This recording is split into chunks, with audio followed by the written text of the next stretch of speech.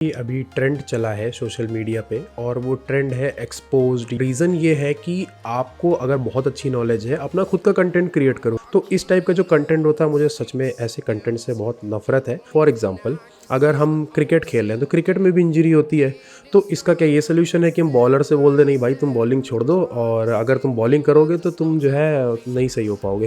Hello दोस्तों,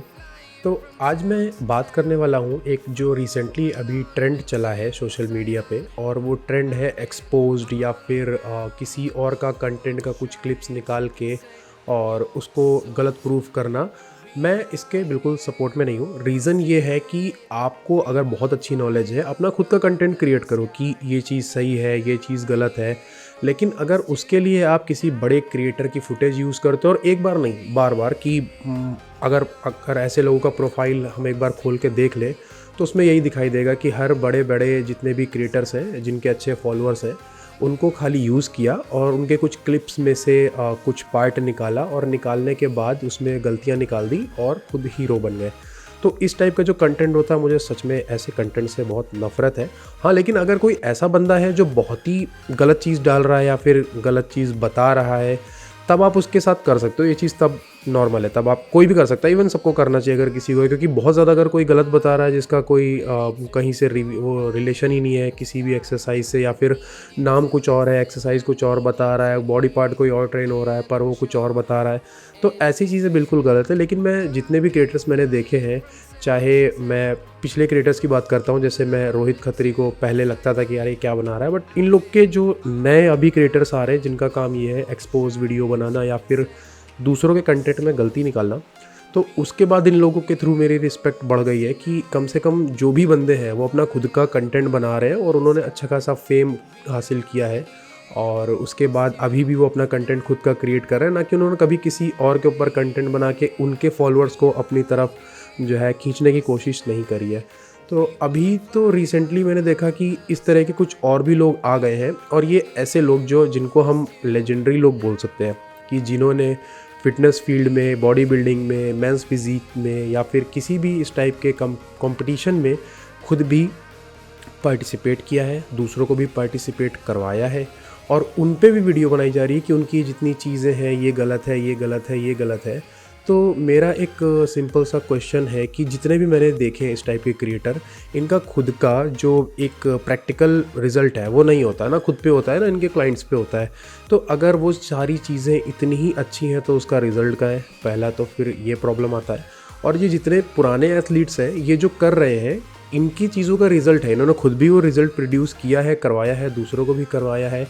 और अब बात करते हैं जैसे बायोमैकेनिक्स है, काफ़ी चीज़ें हैं जिनको इंक्लूड करके चीज़ें गलत बताई जाती हैं। तो मेरा एक क्वेश्चन ये है कि एक होता है प्रैक्टिकल नॉलेज, एक होता है आपकी बुक्स की नॉलेज। तो किसी भी फील्ड में, मतलब किसी भी फील्ड में जिसने टाइम दिया है, जिसने प्रैक्टिकल एक्सपीरियंस गेन किया है, उससे ज़्यादा कभी किसी ने अचीव नहीं किया है। फॉर एग्ज़ाम्पल अगर हम रोनी कोलमैन की बात करते हैं, आर्नोल्ड की बात करते हैं, तो इन्होंने कभी बायोमैकेनिक्स नहीं पढ़ा है, लेकिन इन्होंने अपने एक्सपीरियंस से जो चीज़ें गेन करी हैं वो आज भी नियरली इम्पॉसिबल है